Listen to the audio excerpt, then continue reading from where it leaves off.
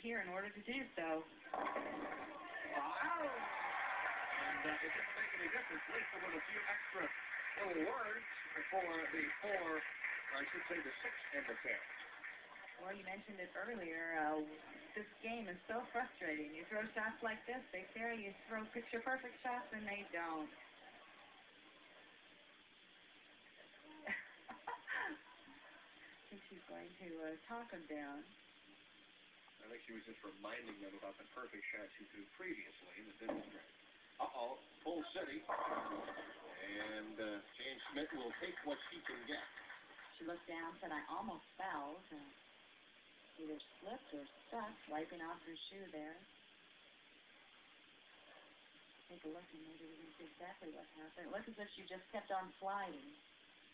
Almost went over the line. Foot went right out from underneath her, and now she leaves the 5-9. This is tricky.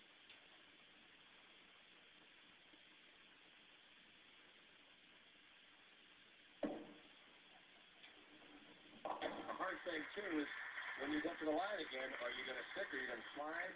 Exactly. So then you have a tendency to not quite be as aggressive towards the line. Debbie McMullen and Jan Schmidt ahead comfortably by 30 pins, but Wagner and Dora on a strike. 1990 LPDT Rookie of the Year. Debbie was the first woman ever to represent the U.S. in Olympic competition for bowling. Back in 1988 in Seoul, South Korea. She didn't like that shot. 9-10. Pulled it, left herself with a 9-10. She can convert this. The ball can fit right between the 9-10 and the 10-10. But she's going to have to do it perfectly.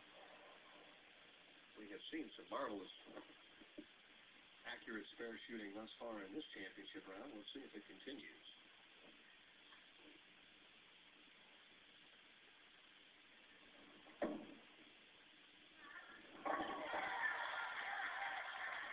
You know you're sharp when you're able to make those types of finesse shots.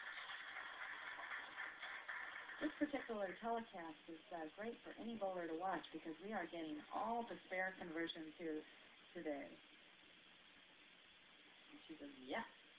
More importantly, they keep the momentum, and now the lead is 28 pins. But for Carolyn Doran, the biggest shot of her professional career.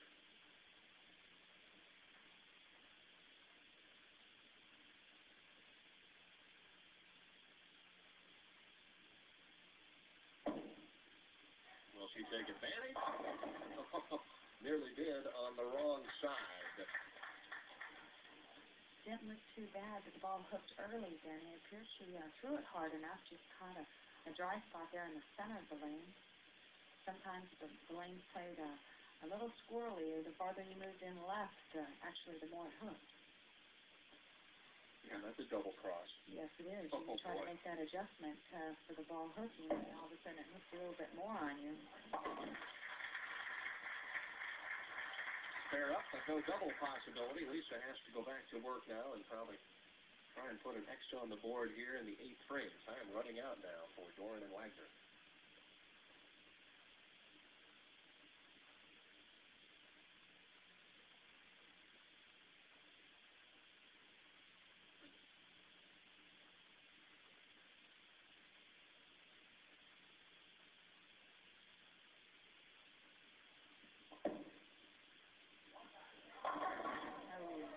Rolled up nicely. Lisa Wagner tapped again on lane 19 with a solid 10 pin. This team really getting tapped here in the final match. Then they've thrown a much better game than their score is showing. Well, they opened up with a stone 7 and a solid 8 the very first 2 shots. And a 4-pin strike. Could have had the first 4 and been right in the match. Exactly. Been ahead. Possibly. Yeah.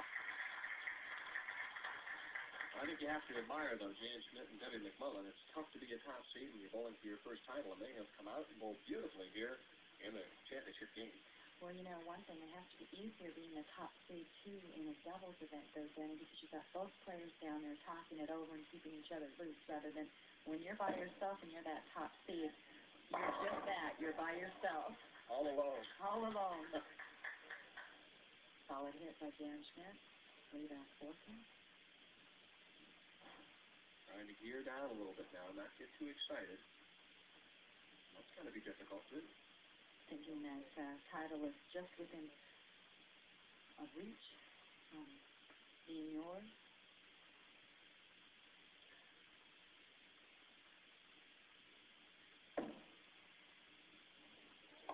Nearly went over the line again. Jan kind of looks a little concerned. I would be, too. She will have to finish the match for that team. It appears she is just continuing to slide too much. She's trying to stop herself from going over the line. Pretty athletic to stay behind the line there. Debbie McMullen opts for a re-rack on lane 19. Realizes that this shot right here in the ninth could really be critical by the time it's all said and done. She wants to strike here to give Jan the opportunity to really get the job done. Well, once again, you just don't want to leave anything open. You just fill the frames, and they would have everything pretty much under control. You want to give no life whatsoever to Doran and Wagner if right now you're Debbie McMullen. No hope.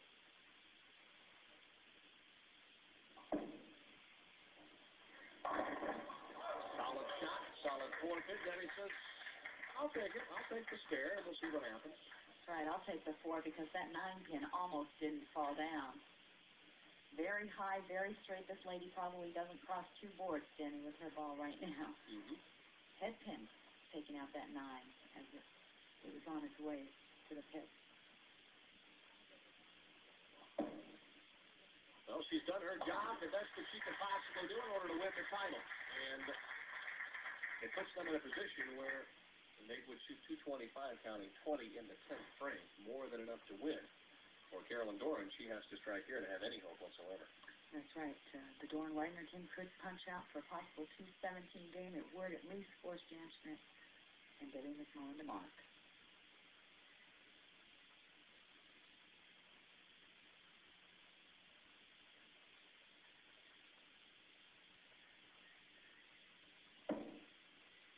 Oh, much better shot. Terrific shot for Carolyn Doran, who wraps up her participation in the championship round with a high 5 and a strike of the ninth. If Lisa would strike out, it would be 217. As I mentioned then, for Jan Schmidt, as we look graphically, she would need a mark and some count. Carolyn Doran got up, did her job through. Beautiful. Flush the pocket. Now Lisa Wagner needs all 3, or at least 2 strikes to force them to mark.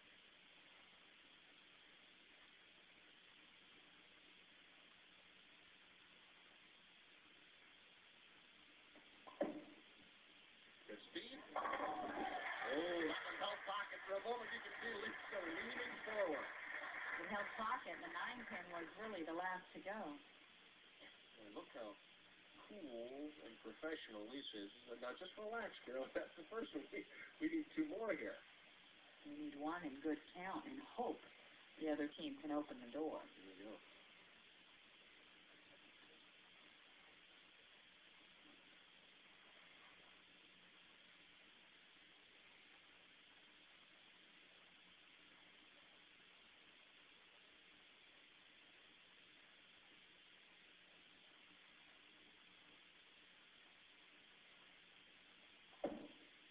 Gotta have it.